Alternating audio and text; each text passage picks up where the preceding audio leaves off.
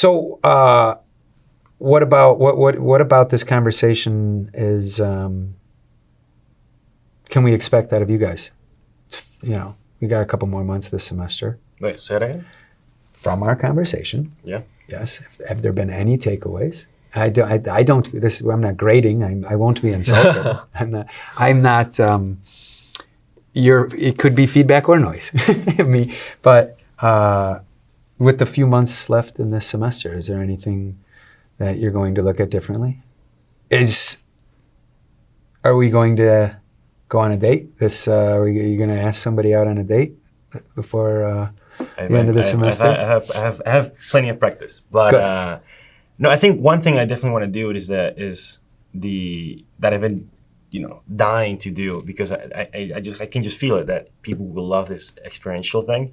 It's just thinking about how to do it right. So because like the first impression will be really important. So really getting all the brand ambassadors and everything together to do it really, really great. And then after that, okay, like it's great. Now everyone knows it's great. And then it's easier to go from there. I definitely want to do something like that. And did you like the idea of not knowing what it was until day of? Oh yeah, I think there has to be a thing in there, because people do like that, that FOMO element of surprise, and that surprise, and people they crave that because they're never surprised. It's called it's a famous essay. It's called The Death of Wow. People never say wow anymore. It's just like, oh, is that, oh, who are you? Oh yeah, Carmen Rossi. Okay, yeah, whatever. But it's like, oh no, like I want to know why you do the things you like, how you do everything you do, and having that curiosity and level of surprise. So that is one thing I will definitely do differently. What about revenue generation? Will you incorporate revenue into your model? So that's the interesting part, right? So that's something. By the way, data is sometimes way more valuable than any economic generator that could be realized and recognized, especially on a campus. I mean, really, you're not talking about tens of millions of dollars, but data for sure. I'm just curious if you've flirted with it. So it's funny because we have started thinking about this a lot recently. Like just today morning, we were just thinking, okay. From 7 a.m. to 11 a.m. Just trying to, because we really need to buy the camera for this, because we're limited here, because it's always an issue with the cameras on the building. They had another one, and then somehow it got lost. They don't know where it went. So it's always a thing. Well, let's problem solve this, or let's imagine this. So in order to expand, you need your own equipment. Right. The issue is the financing. Right. Yeah. And one solution would be to revenue generate through subscription, or what was your idea on, what was the conversation? A couple of things. So we want to club in two things. So data and this platform, right? We have some data from this platform that we have collected, but it's still not enough as maybe UIUC Free Food or some of the other projects. And one of the other things, so data can play a huge role in helping support this. Tell me how. You know how. So you've got your data. Simple answer is that, okay, one way, how can you monetize a YouTube channel? Okay, sponsors, like easy, okay, whatever. Right. How do you find a sponsor? Okay, it's a whole different. Do you look at that as diluting if you had a sponsor? No. No. But how do you find someone who's exactly, that's the question. So how do you cater to that need? Oh, where is the marketplace of sponsors? How do you engage sponsors? Oh, well, I mean, you're the hot prom date. You're the one with the data. You do know that they're looking for that. Is there a platform for that? Boy, what a cool app. That app has to exist. A platform for startups to present their data, which serves as a pool for sponsors to log into. I have to think it exists, but that would be really cool. And then you take, as the app, a percentage of their sponsorship spend, which probably wouldn't be honest, but, or you charge like $500 as a sponsor to engage. Anyways, let's not lose focus here. The sponsorship, I mean, your database, there's a whole community that wants to engage with that. I mean, isn't this the cup of coffee thing?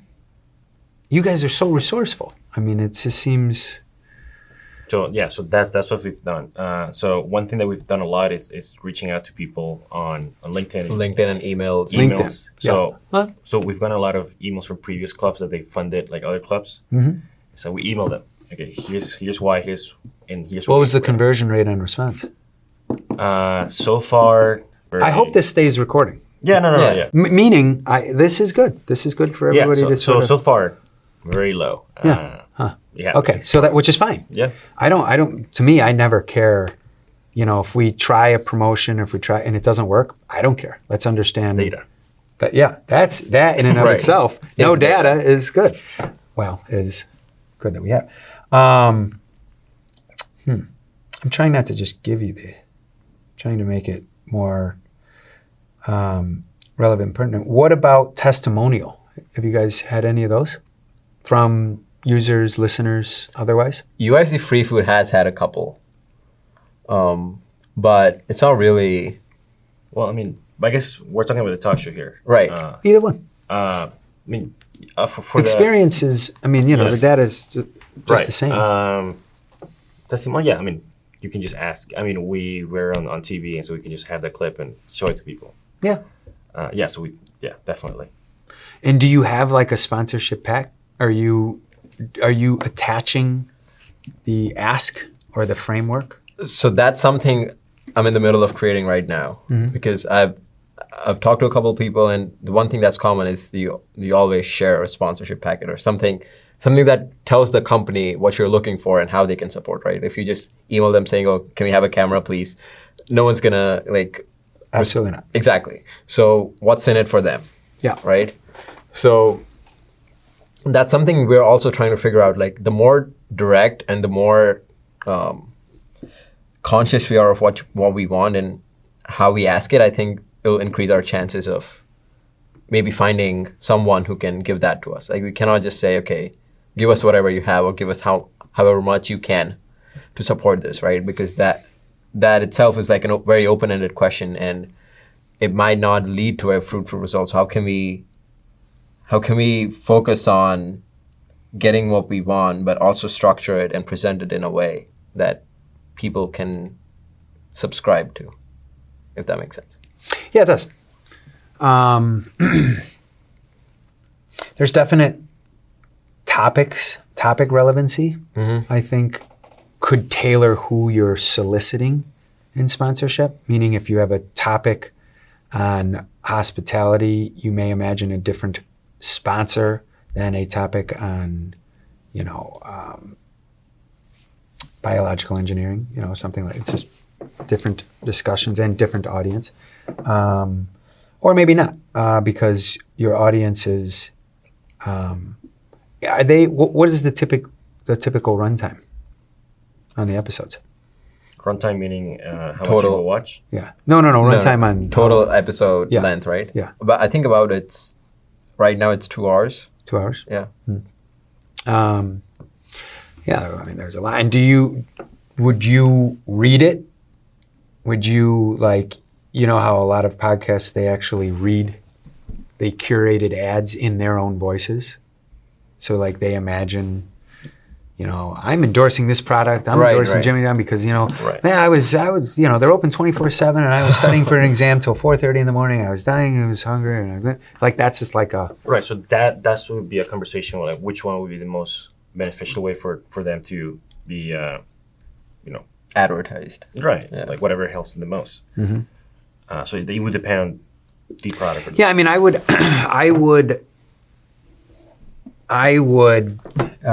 dear Carmen, this is our 2-sentence, this is our podcast. This is what we do. This is why we do it. Here's some asterisks on data.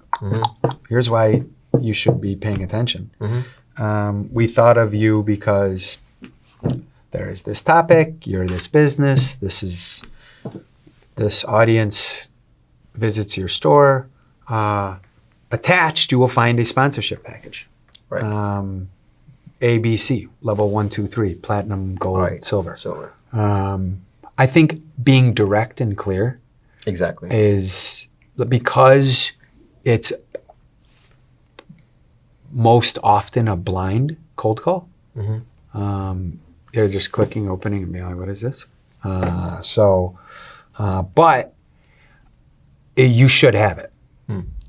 Right. Not having it is an indictment on yourselves because you've got a good product and engaged data and audience that should absolutely necessitate interested sponsors. You're just struggling to figure, which is fantastic, by the way. Part of the process. It's yes, you've identified the problem. You didn't go 2 years and then at a reunion be like, why the hell didn't we have sponsors? That's in and of itself part of the journey. But now when you get the camera, what would be different? See, like for this, there's backdrop. There's every episode looks the same, which podcasts most all have that. They film it the same. There's familiarity. You want to be like on the street or on the scene when you're doing this? So not necessarily like, okay, we're going to go on the streets and just like, whatever and so on. It's more of that opens. So, I mean, we've done a lot of things here and we could do a lot more with people on campus. But, if you wanted to talk to someone like you, people like you usually don't come to here. Oh, sure. So we want to talk to more people in different cities and having just one camera to just make the recording. But it's not because like, we need a camera. Because otherwise, what's the point? Like there's no need because we have everything and we don't have any cost and everything is only upside. So that's why. Are you editing? Yeah, Yes. everything. Yes, we It's from all start to systems. finish. It's you two. Yeah. Right. I mean, everything from Great. start to finish. Great. Really cool. Well, I mean, I don't want a spoiler alert, but yeah, we'll talk. Sure. So the other thing that I guess just quickly. So UIUC free food. Yep. I told you how it works. A lot of followers, a lot of attention. Great. 1,000? About 10% of the campus community, which is something. I mean, not on followers, but on views. So one idea that I had is that you need a way to incentivize people to submit the free food there, just walking by, okay, free pizza. It takes some effort to just pull out the phone and share it and I just eat the food and not care. You need some incentives. So how did I think of the incentive? 2 ways. Reaching out to local businesses, like restaurants and things like that, such as Espresso Royale, for instance. I actually emailed them or whatever. Couldn't find the owner because the manager was Right. weird. But so basically what I pitched them was, what do I need from you? I need perhaps excess, food that's gonna expire, and it's like 1 or 2 days. Just tell me now. I'll put it up and like free food for the account. And the other thing is like, whoever submits a lot of free food, maybe like a $5 coupon, like a free coffee, so like something Right. cheap. And then what would they get? They would get X business. Oh, they did this like for the community. They're amazing people. Like, oh my goodness. And then people, the coupon, the $5 coupon. Okay, a coffee. But maybe you're with a friend, or maybe you're a little hungry, so you end up buying more stuff that you wouldn't normally have. Absolutely. So that's increased revenue. And yeah, which that goodwill that you have from students, X business, they're really helping the community. They don't have to do this. Anyway, I did that. Didn't quite work out. What can I prove? What did I do well? I'm surprised that didn't work out. We have a company called Shoutout that's just getting launched. And what we do is I recognize that today, everybody is an influencer. You could have a little brother or sister with 81 followers, and they're like, I'm an influencer. I got to post this. My people are waiting to watch. And yet the term influencer is synonymous with the promotion and advertisement of product, and your reach is at least tens of thousands. I mean, to be considered an influencer. Right, sure. So let's turn that on its head. Let's acknowledge the reality that the person with even 81 followers, and I'm not going to be that sensationalist, but thinks they're an influencer, and is doing product advertising. It doesn't matter where. I'm at Dairy Queen. I'm at the Gap. Mm-hmm. Is Gap still around? Yeah, I guess so. But I am, so-and-so, and they're promoting product, and they're reviewing product. You see that. As a matter of fact, on TikTok, it's not called de-platform, but it's de-influence is a big hashtag on TikTok. Really? Because it's not, right now, it's trending that it's not about just leaving positive reviews, which is so shitty of us. Now, it's like the Yelp of TikTok. But now we're leaving negative, avoid these products, So Shout Out says, if you log in to our dashboard and you have 600 followers, you put in your information and you say, I'm into engineering, I'm into science, I'm into fitness, doesn't really matter. I'm into these 6 things. Now I am a business and I'm located at Champaign. I am a student. Now I am a bike enthusiast. I want to open up a bike shop on campus. Carmen's carousels. And in that, I just open. I take my $20,000 in startup. I get a lease. I open the doors. I don't really have much left. Maybe $2,000 or $3,000 left. And I have a big grand opening sign, and I'm right next to Espresso Royale. And nobody's really coming. A couple, because it's just. And so then what do? I make the flyer, right? Now I'm out there passing out flyers, or I'm going into Lincoln Hall and I'm posting the flyers on the bulletin boards. And I'm, okay, was that effective? And Carmen's carousel is not doing so hot. But I want to get the word out. So what Shout Out does is it says, we're going to go, you've signed up on the back end. You want to be an influencer because you have 15 stories a day and and a lot of your friends respond in DMs. Like you have engagement, and all of that is data that is mined and collected that can be presented so long as your page is public. Part of one of your interests was biking. Now I see, because it's geographic, I'm going to go on, I want to pay people to shout out my product. Now, I would love if Justin Bieber shouted out Carmen's carousels, but that's going to cost me 7 figures, and might not translate that much. I mean, yeah, he's got tens of millions of followers, but how many of them are at UIUC? They don't really care about, about Carmen. So that's not even possible. But I've got my $2,000 left from my original 20, and that's my marketing budget. And I thought about maybe I should go to Assembly Hall and, at the monster truck rally and advertise, or at a basketball game or something. But you say on your dashboard that you'll post for $25. I could get dozens of people to then go physically to my shop, to Carmen's, and post and be like, hey, I just got my bike fixed. I was just here. And because it's under $600, it doesn't have to say this is a paid advertisement, so it looks organic.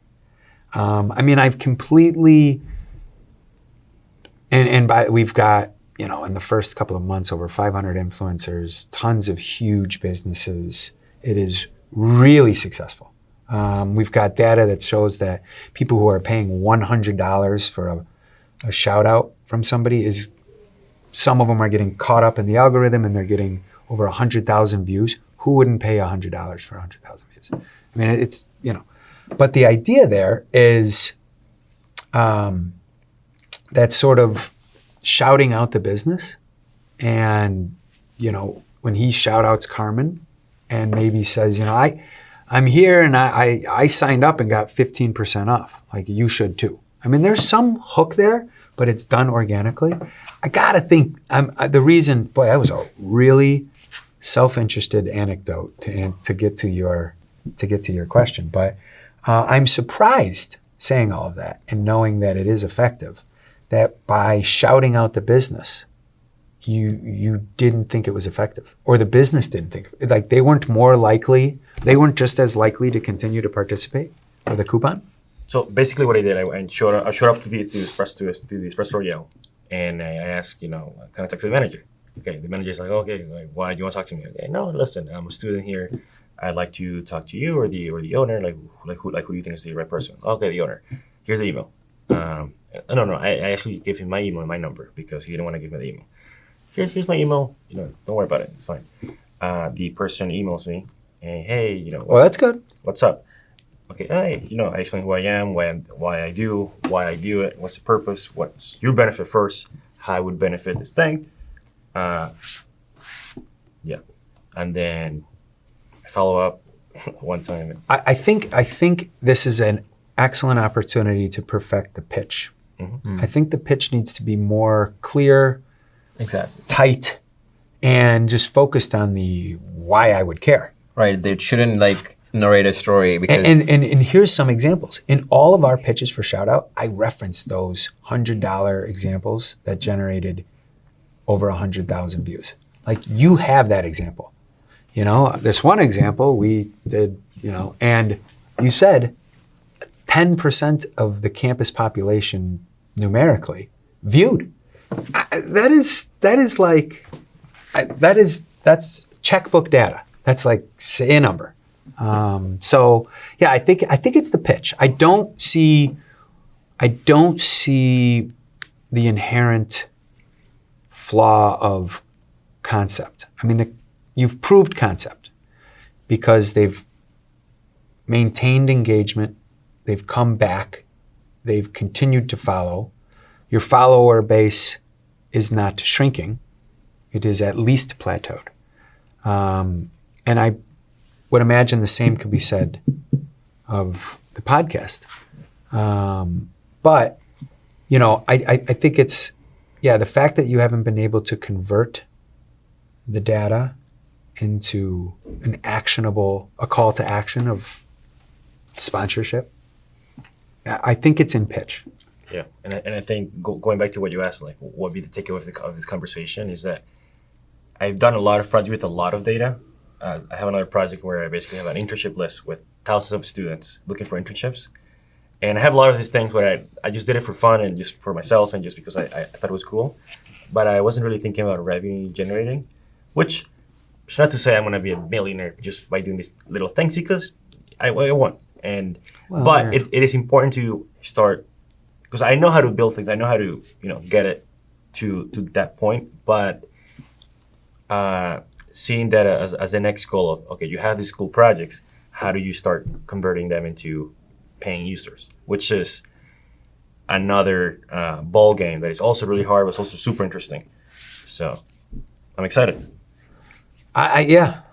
Congratulations. You guys are really maximizing your experience here. As juniors, and you've launched a number of different things. I can't tell you how valuable this is. I mean,